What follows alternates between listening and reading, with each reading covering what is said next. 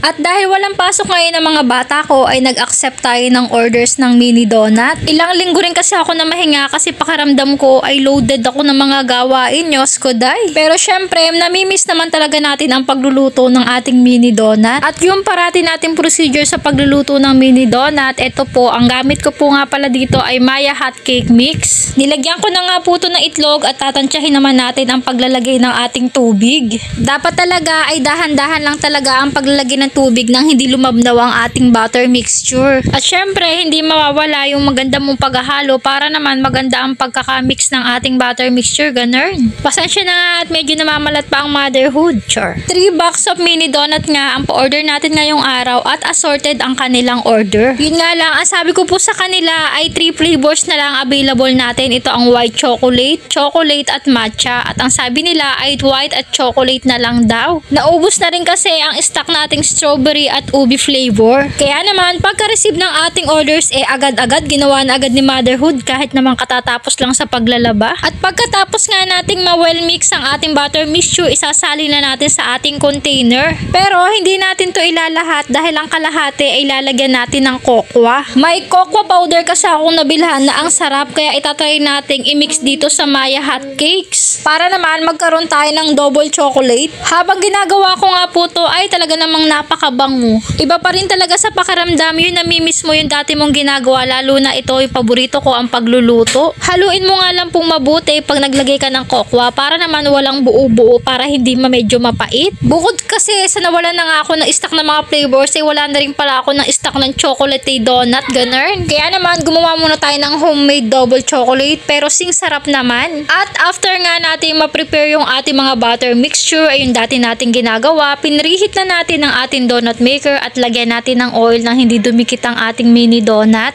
After nga natin ma-preheat at alam na nating mainit, eto magsisimula na ulit tayong magluto ngayong araw. Maichika ko na lang din sa inyo, aba, dahil sa pagluluto natin ng mini donut, aba, naka 1 million views tayo dito sa ating page. Akalain mo yun na dati lang natin pinapangarap at nakikita lang natin sa ibang vlogger, aba, ay nangyari na rin kay motherhood nyo, naka 1 million views tayo dito. Anyways, napangiti naman ako sa part na to at successful ang pagluluto ng ating mini donut at aminin ko man hindi, minsan kasi pumapalpak tayo, Diyos ko day.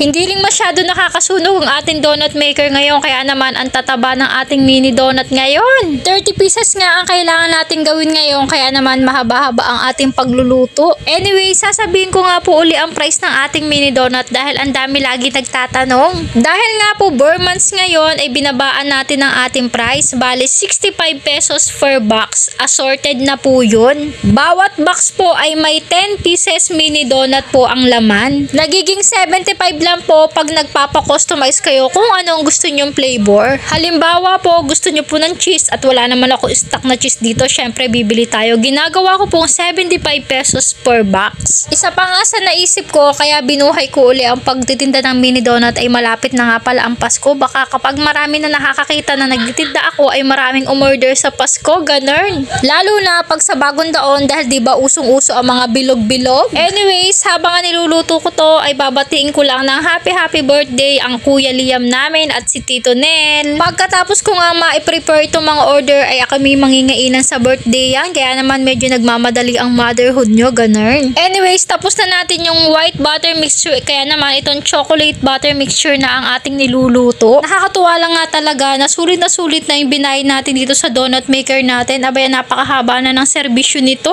At nakakatuwa nga rin itong ating ginawang homemade double chocolate at ang tataba at ang alsa-alsa pa. At isa pa nga nakaka-attract dito ay ang bango-bango niya. Kaya naman si Mickey Boy ay paikot-ikot na sa likod ko at ang sabi ay tirahan ko daw siya na may merienda silang dalawa ni Kuya Brent. At after nga po nating maluto ang ating mini donut ay mag-prepare naman tayo ng ating mga flavors. Inilabas ko na nga po yung ating mga white chocolate at chocolate para tunawin. Sa pagluluto nga po ng ating chocolate flavors ay nasabi ko na naman sa inyo kung paano lutuin kaya charan, ang bilis na agad ng transition. Luto na ang ating white chocolate at chocolate syrup para sa gagamitin natin ngayong araw. Para sa unang box ay half-half ang gagawin natin. Kalahati white chocolate, kalahati ay chocolate. No choice na rin naman kasi ayaw nila ng matcha. Kaya naman chocolate at white chocolate ang gagawin natin ngayong araw. Ito talaga yung pinaka-original na flavors natin nung nag-uumpisa pa tayo pero hindi naman nakakapagsisi kasi masarap naman talaga talaga ito. Kita nyo naman, kahit wala pang toppings ay nakakatakam na talaga dahil purong-purong white chocolate at chocolate naman ang ginagamit natin dito sa ating mini donut.